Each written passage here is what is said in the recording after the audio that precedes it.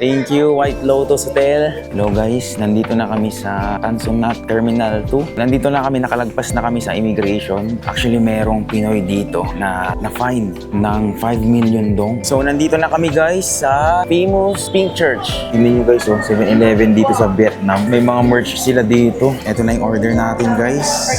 So, kakatapos lang namin mag-massage guys. Pagdating sa likod, pag binamassage ka na nila, dadaganan ka nila. Here's our order guys. Nung hinalo ko guys, nawala yung lasa ng kape. Tingnan nyo yung uniform namin guys. Ayun, nakagrab kaming lahat guys. Diba? Uniform. Thank you. Hello guys, good morning. Ito na yung last day natin dito sa White Lotus Hotel. Mag-breakfast na muna kami dito.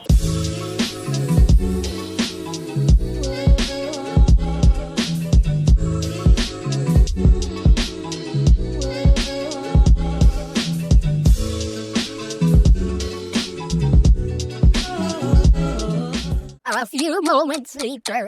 Hello guys, time check muna tayo. Nasa 8:35 pa lang ng umaga. Bali, pupunta muna kami ng Tan Dinh Church, which is famously known as Pink Church dito sa may District 3. So, hindi ko lang sure kung pwedeng pumasok kasi nakalagay sa Google is tuwing may misa lang daw or may prayer, pwede kang pumasok. Pero sana pwede kami makapasok kasi gusto din naming mapuntahan yung loob niya guys. Tapos, afternoon guys, merong sikat na kapihan dun which is yung Kong Cafe or Kong Cafe. Magkakape muna kami dun. So, ito na siguro yung last coffee namin dito sa Ho Chi Minh guys or dito sa Vietnam. And dapat mga 6 or 7 ng gabi guys, nandun na kami sa Tan Son Nhat Terminal 2 dahil di kami mag-avail ng fast track kasi medyo mahal siya guys, nasa 1,000 pesos. So, pipila na lang kami sa immigration guys. And mamayang 12:05 ng madaling araw yung flight namin. So, ayun, yun lang yung magiging itinerary namin guys. Actually, pupunta dapat kami ng Landmark 81 pero napag-isipan namin na hindi na lang kami pupunta doon. Baling gagawin namin is babalik kami sa may District 3, yung shopping area doon. So, bibili lang kami ng mga ilan na damit na nagustuhan namin. Babalikan na lang namin yun, guys. Chill lang tayo, guys. Medyo makulimlim pa lang ngayon, no?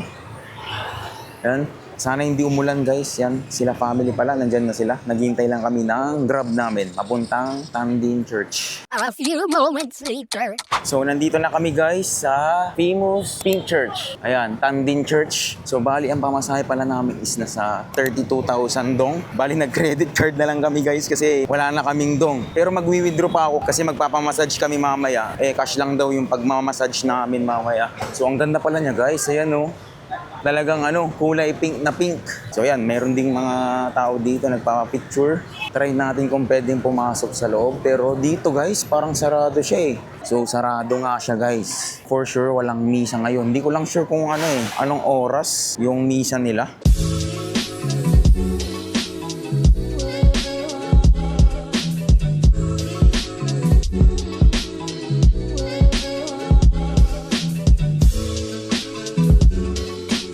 Ito pala guys, yung mga namatay.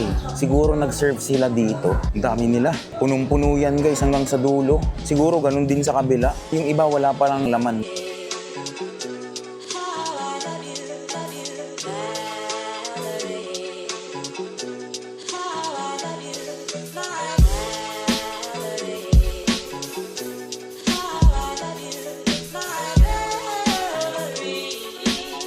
Tapos na tayo dito guys, nagpicture lang kami dito since bawal pa pumasok. Dito na kami pupunta guys sa Kong Cafe. So magko-coffee muna kami dyan. Dito guys, literal na tapat lang ng church. Ayan. So dito tayo, Kong Cafe, which is sikat sila sa coconut coffee. Try natin yan guys. Meron din sila mga kape dito. Ang cute na ito guys So 119,000 dong lang. Tapos may mga kape sila dito. 30k lang pala to guys. Ito, kalahati kasi siya. Tapos itong buo, 65,000 dong. Parang kuha yata ako na ito Salted cream tong 65,000. Tapos itong coconut milk is 70,000 dong. Meron ding condensed milk lang. Mas mura to, 55,000 dong. Meron din silang mga tumbler dito. 329,000 dong. Bili tayo na ito guys. Nasa 25 to 30,000 dong lang. Dalawa binili natin. Coffee ice blend. You want extra coconut chips? What? You want extra coconut How chips? much? I have 6,000 or 15. 6,000. Okay. And then this one.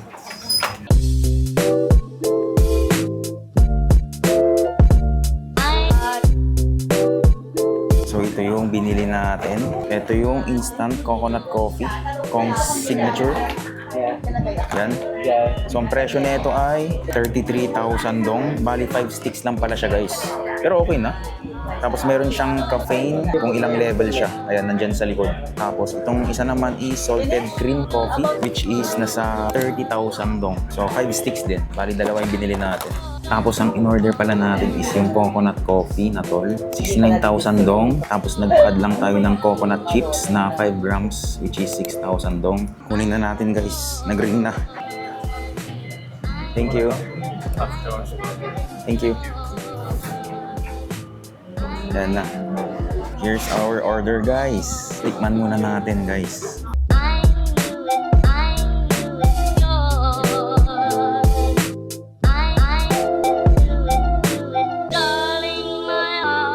Haluin natin. Nung hinalo ko, guys, nawala yung lasa ng kape. Parang siyang naging buko shake.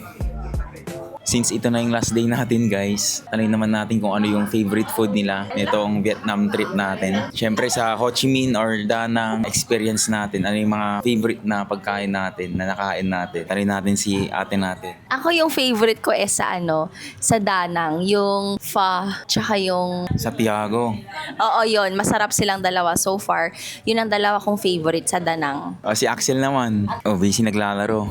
Si Dad naman, ano yung favorite food mo? Ang gusto ko dun sa Da Nang kasi maraming mapapasyalan.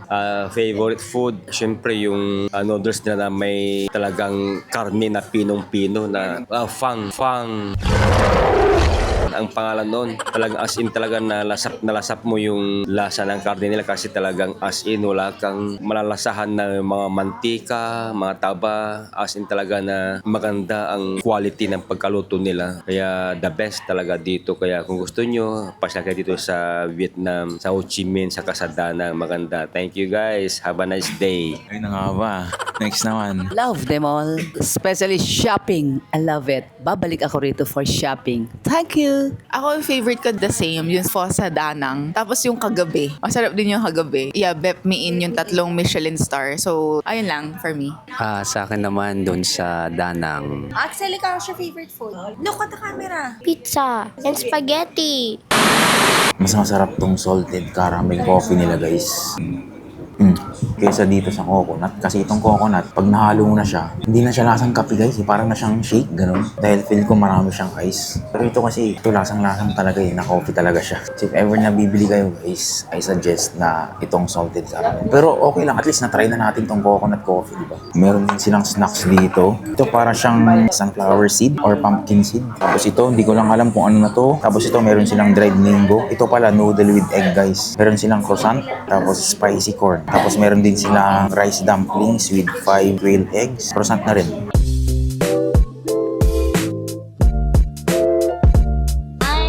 Pupunta sana tayo dun sa may 3rd floor nila, guys. Diyan, no?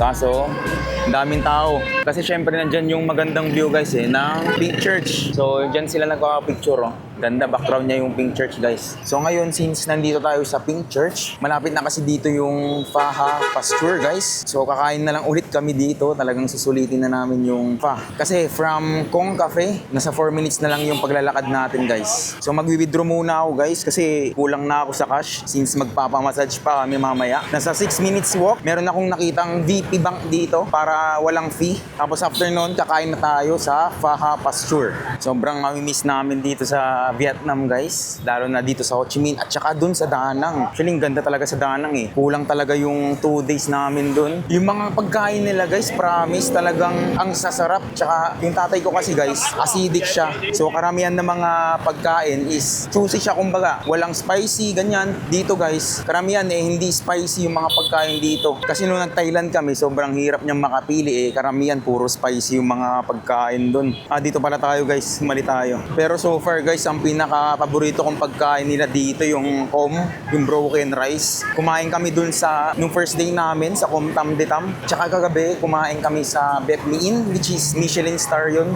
Din yung kinain namin. Sobrang sarap din dun, guys. Ang ganda ng weather ngayon, no? Maulap. So sana hindi umulan kasi mukhang paulan eh. Ayan, may mga madadaanan kayong mga shops dito. Dito sa Ho Chi Minh, guys, syempre, shopping area kasi dito eh. Talagang ginusto namin dito kasi mahilig kami mag-shop, guys. Lalo na yung mga kapatid kapatid ko tsaka yung nanay ko, mahilig talaga sa shopping yan. Ito, i-share ko lang sa inyo to guys ha. Originally, marami dapat kaming pupuntahan ng mga spots dito. Yung mga tourist attractions like yung Saigon Zoo, ganyan. Kahit yung Landmark 81, mamaya sana. Basta marami pa guys. Actually, kunti lang sana yung shopping na nilagay ko sa itinerary namin. Kaso sabi kasi ng mother ko na more shopping daw, kaya karamihan ng mga tourist spots na pupuntahan sana namin, itinanggal ko guys. Tsaka ang dami ding mababait na tao dito guys sa Vietnam ha. Lalo na yung sa hotel namin, sa White Lotus.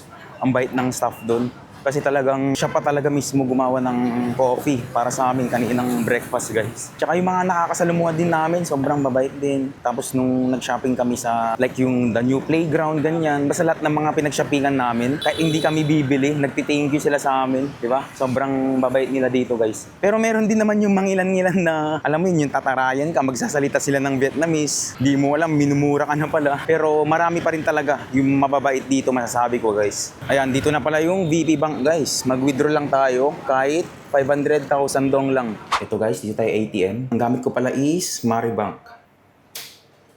English. Okay, withdrawal, savings account. Tapos kahit 500,000 dong lang, okay na to. No. Okay, ayan na guys. So ito kasing 500,000 dong, pang massage lang natin. So ganun lang kadali guys. Ito guys, oh, di ba? Wala siyang fee. 500,000 dong, 1173.40. Tapos ito yung conversion niya ngayon. Yan, di ba? Hindi ko lang sure guys kasi dito sa TP Bank nung nag-withdraw kami, merong 132,000 dong na parang na-charge sa akin, no? Kasi 4 million lang yung withdraw ko dito eh. So sinasabi kasi nila wala daw extra charge sa TP Bank. Sa akin meron naman. Maribank gamit ko guys ha. So dito sa VP Bank, nag-withdraw tayo ng 500,000. Wala namang fee, di ba? Pinakita ko sa inyo kanina. So ngayon guys, papunta na kami sa Pha Hoa Pasture. Bali 6 minutes yung paglalakad natin. Yan, malapit naman. Ay, ito pala guys, kwento ko lang sa inyo. Meron palang Shopee food dito sa Vietnam. Feel ko dahil sa sobrang daming riders dito, kaya nag-open na rin sila ng Shopee food. Hindi lang Grab. Food Panda nga parang wala akong nakikita dito guys eh. Karamihan talaga Grab tsaka Shopee food yun. Kung mahilig kayo mag-shopping guys, lalo na sa mga streetwear, ganyan, sa mga damit, talagang perfect sa inyo itong Ho Chi Minh. Nabudol tayo guys, nasa 10 damit. And babalik ulit kami sa District 3 para mamili ulit ng mga damit na napag-isipan namin na balikin ulit kasi sobrang ganda ng mga tela nila. Good price guys, tapos ang ganda ng tela nila dito. Siguro gagawa na lang ako ng panibagong video guys. Papakita ko sa inyo yung mga damit na napamili ko. Kumbaga haul, ganun. Tsaka pansin ko yung mga damit nila dito, lalo na yung mga streetwear, mahilig sila maglagay ng mga beads. Tsaka yung distress, alam nyo yun, yung parang may mga butas-butas. Ganun kasi yung style ko guys. So sa mga pantalon naman, mahilig sila sa mga sobrang baggy. Eh ako kasi hindi ako ganun na mahilig sa mga baggy. Meron akong baggy pero isa lang nabili ko sa H&M. Kaya puro damit yung binili natin dito. Ayan, may buncha din pala dito guys. Buncha Hanoy. Para sa akin, yung buncha naman, hindi ko ganun trip. Masarap siya, yes, pero hindi siya yung tipong iki-crave ko. Alam nyo yun? Dito na pala tayo guys. Pha Hoa Pasture. Daming tao.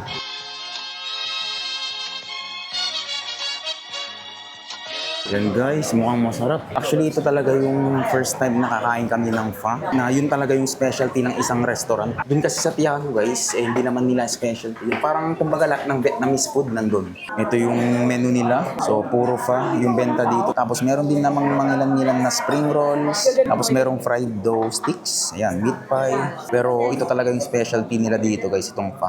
Tapos meron din sila mga drinks dito. Pero tayo, hindi na tayo magdi-drinks guys. Kakakape lang natin. So, ito yung presyo nila guys. Normal size is 95,000 dong. Tapos pag big size is 110,000 dong. Tapos kung gusto niyo naman ng walang meat noodles lang, 35,000 dong lang. So baka malito kayo guys ha. Kasi meron nang nakahain na mga ganito. Ito rice cake yata to. Banana.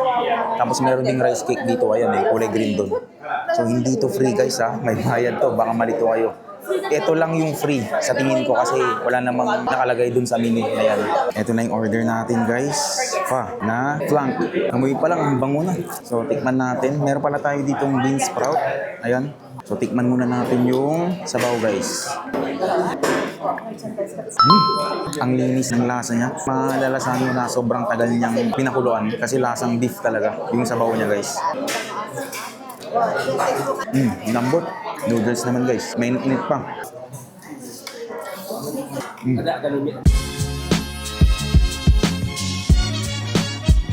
Lagyan na natin ng sprout guys.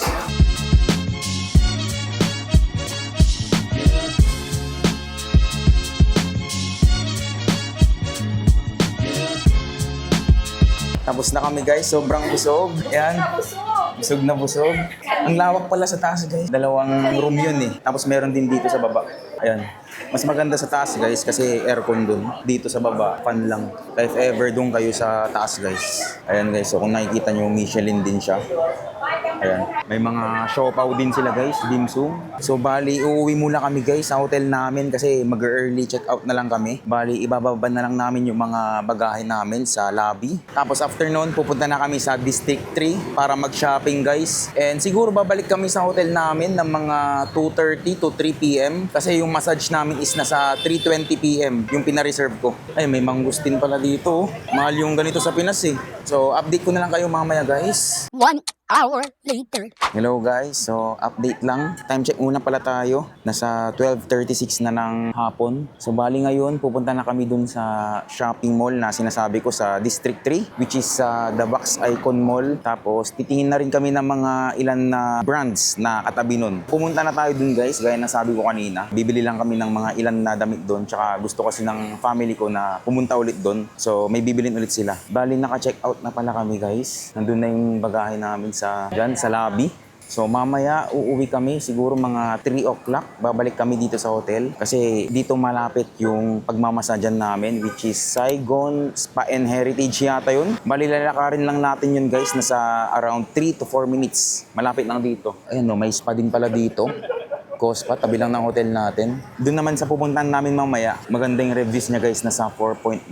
Kita-kita tayo mamaya guys. A few moments later. Nandito na kami guys sa The Box Icon. Ayan. Bali, ang pamasahe namin is nasa around 67,000 dong. So ngayon, isang car lang kami kasi hindi sumama sila Bayaw tsaka yung pamangkin ko. Naiwan sila sa hotel. Ayan, kasama natin yung family natin. Ito pala yung opening hours nyo guys, 10 a.m. Closing time is 9:30 p.m. 2 hours later. Hello guys, hindi ko na kayo na-update kanina kasi nag-shopping ako. Ayan, nandito na kami sa Saigon Heritage Spa. Ayan, dito guys. So malapit lang to sa hotel namin. Pero nag-taxi na lang kami mula dun sa may District 3 papunta dito guys. Ang pamasahin namin guys is nasa 68,000 dong. So if ever na gusto mong pumunta dito, yan yung harap niya. Machida Shaten Japanese Ramen. May Kin Hotel din pala dito. Tapos Circle K guys. Ayan. So ito yung mga offered na services nila guys. Ayan. Yan, dito tayo English dito. So bali, ang balak namin guys is itong gold body massage which is 470,000 dong. Okay, medyo mahal siya sa totoo lang kasi yung pinagmassagean namin dati sa Baguio is nasa around 500 plus lang. So 1 hour na rin yun, full body na rin yun. Pero since nandito na rin tayo and maganda naman yung reviews niya guys, ito na rin yung kinonsider namin. Actually dapat doon kami magmamassage sa may, nakalimutan ko na yung pangalan, yung sikat na hair spa sa TikTok, makikita ko yun. Basta ilalagay ko na lang yung pangalan niya dyan sa screen. Kaso nga lang medyo malayo siya guys. So naghanap ako ng malapit sa hotel natin. Tapos ito yung nakita ko. And magandang reviews na guys. Nasa 4.9 yata or 4.6 ganun sa Google. So bali nag-book pala kami ng appointment dito which is 3:20 p.m. pa. Time check tayo guys. Nasa 3:14 na ng hapon. So update ko na lang kayo maya-maya guys kung okay ba yung pag-massage nila dito. Kung worth it ba, kung sulit ba. Bibigyan kanila ng itong papel na to. Tapos i-check mo lang. Halimbawa ito head. Kung gusto mo ba ng strong, medium, tsaka light, di ba? So tayo guys, sa back kasi medyo may kiliti tayo, lalo na dito sa bandang tiyan, i-light lang natin, di ba? Okay dito ha. Ito yung chinek natin lahat guys. Bali, medium lahat except dito sa head. Light yung ginawa natin sa head. Ayan, nandyan yung family ko guys. Magpapamassage tayo lahat. 1 hour later. So, kakatapos lang namin mag-massage guys. Nasabi ko na sobrang sarap, grabe. Masabi ko na kahit hindi ko inorasan, feel ko ano yun 1 hour talaga yun. Tsaka isa pa guys, puro babae lahat ng nagmamassage kasi as in, pagdating sa likod, pag binamassage ka na nila, dadaganan ka nila. Grabe, masabi kong super worth it. Ang binayaran namin guys is 470,000 dong. Gold body massage siya. Tapos meron na siyang kasamang hot stone. Tapos merong facial cucumber pack. Papalibutan kanila ng cucumber sa mukha mo. Tapos sa likod mo, lalagyan kanila ng napakainit na hot stone. Grabe, first time ko lang na-experience yun. Diyan lang sila, oh. Papahinga lang sila saglit. Yung family natin. Masabi ko na worth it dito, guys. So, i-recommend ko sa inyo to. Nagbigay lang kami ng tip, guys, ng 20,000 dong. Kasi yung nag-massage sa akin, sobrang galing niya. And pasmado kasi ako, guys. Alam niyo, yun, hindi siya maarte. Talagang tinuloy niya pa rin yung pagmamassage niya kahit na pasmado ako sa kamay ko. So, time check muna tayo, guys. Nasa 4:49 ng hapon. Sabi kasi namin kanina, pupunta kami ng Bentan Market kasi bibili pa kami ng pasalubong dun sa tabi, yung mga souvenirs. Kasi meron pa kami natitira na, may natitira pa ako na 400 plus dong. So, sabi namin kanina, gagastusin namin dun. Malapit dun sa may Bentan, hindi sa Bentan mismo, dun sa may malapit niya. Kasi mas mura dun, guys. And kakain na lang din kami around hotel namin, guys. So yun, guys, update ko na lang kayo maya-maya. May palibre ulit sila na sabon, guys. Kung maglilive kayo ng review sa Google nila. So uso yung mga ganito, no? Yung pag maglilive ka ng review, tapos may bibigay silang something sa'yo. Kasi nangyari na yun sa, dun sa isang shop na pinagbilan namin. Nakadalawang free tayo ngayong Vietnam trip natin, guys. Yung una, fruits and veggie. Basta yung kinakain yun. Tapos pangalawa, sabon, guys, di ba? Uso pala dito yung mga ganun.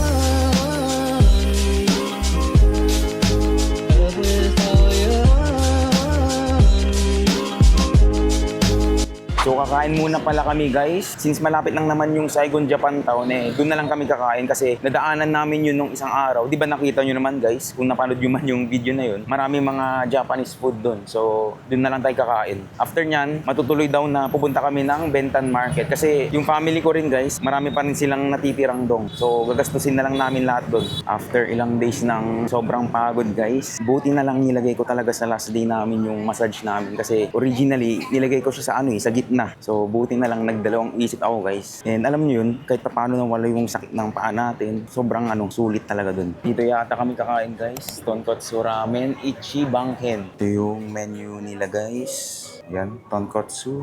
Ito puro ramen to mga to. Tapos ito yung mga toppings ng ramen. Ito naman is fried rice. May gyoza din dito. Ito yung mga salad, fried chicken wings, ramen set. May set din pala sila dito. Takoyaki. Ito yung mga set din nila. Madami din pala. And then, drinks, guys. May mga beers, tea. May coffee din. Ito yung order natin, guys. Bali, naka-set siya for 195 dong. Ayan. So, nandyan yung found. Kumakain sila, guys. Let's eat. Last hours dito sa Vietnam.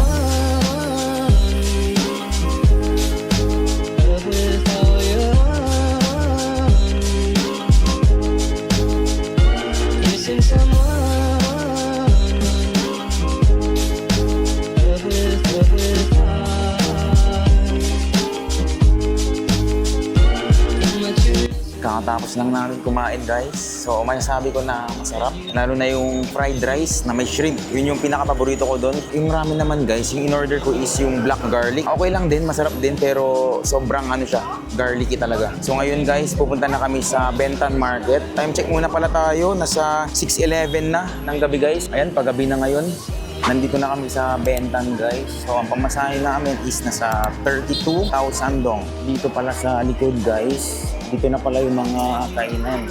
Dito rin kami bumili, guys, ng Grab kahapon. Ayan, yung t-shirt na Grab. Bibili si kuya ng Grab na vest. Ito pala yung mga meron sila, guys, na Grab. Ito, polo shirt to eh. Ito maganda to, itong jacket. Ayan, vest yan. Ganda rin, guys. Bye! Ito po yung ito yung store nila. Tingnan nyo, guys, 7-Eleven dito sa Vietnam. May mga merch sila dito. Ito, para siyang magnet yata. Tapos may postcard sila dito, guys, galing. So, ang presyo nito is 58,000 dong. Ayan, 61. May mga socks din sila. 34,000 dong. Ayan, may mga slippers din, guys. Tapos may mga damit. Tsaka bayong. Ayan. Diba? Galing. Bumili para tayo ng kastas, guys. Ayan, Castas by Orion. Ito kasi guys, sumisikat to sa sa TikTok. Nakita ko lang to. Isa lang yung kinuha natin kasi nga puno na yung bagahe natin guys. Kaya tikman natin to. Ang presyo pala nito guys is 17,000 dong. Isang piraso lang.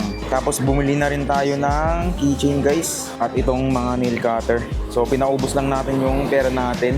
Pero meron pa ako natitirang parang nasa 50 plus yata na dong guys. 50,000. So hindi ko nagagastusin yun guys. Pang remembrance ko na lang sa atin. Bilis ng araw guys. Kahapon nagtutour lang tayo. So ngayon papunta na tayo sa guys, sa hotel natin para kunin yung mga bagahe. Tapos after nun, diretso na tayo sa terminal, sa Tanson Nat Terminal 2. So update ko na lang kayo maya-maya guys. A few moments later.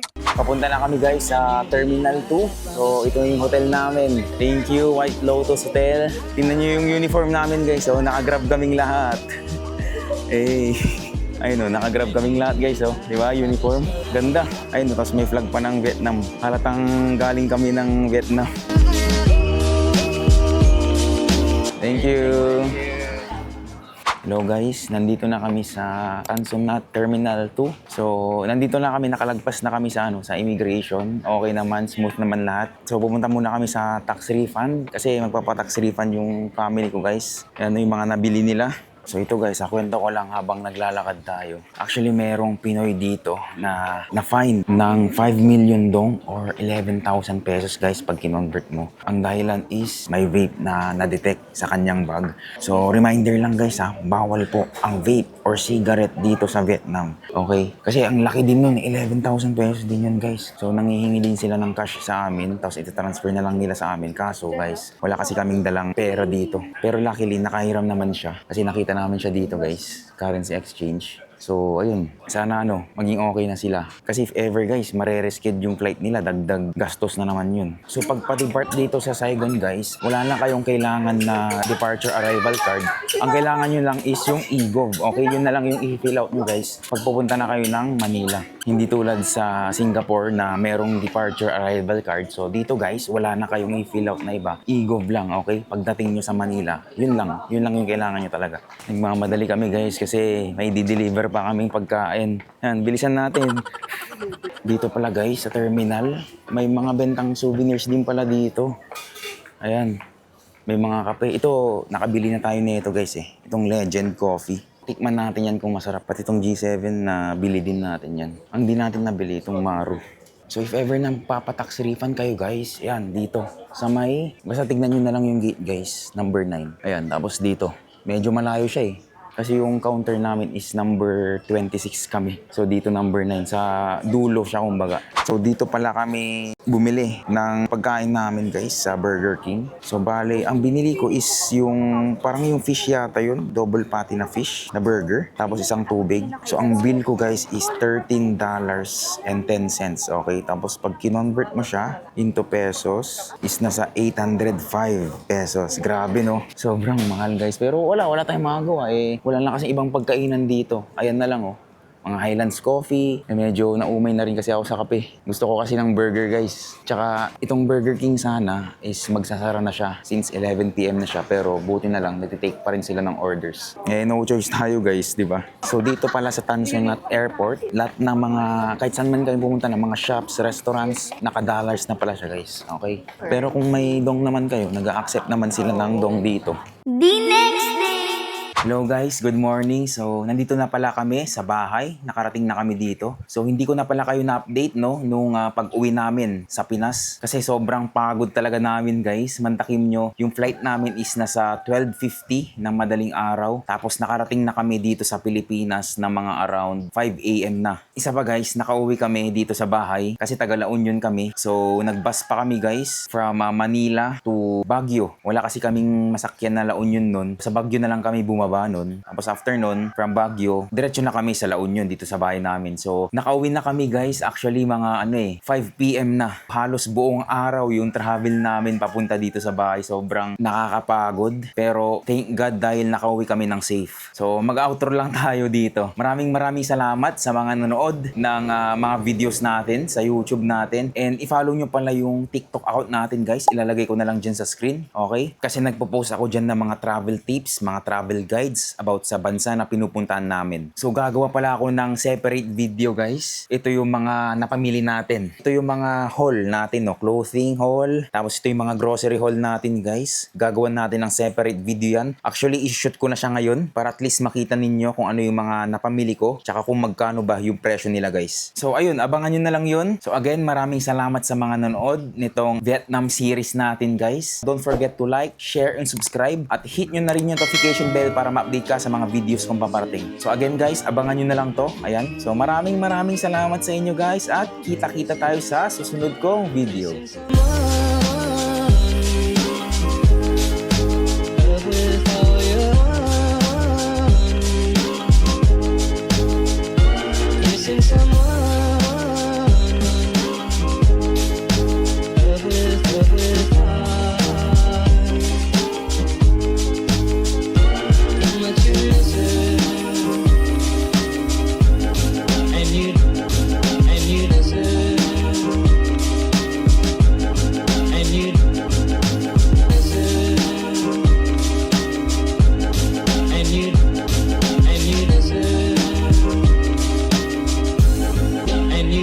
right from the start.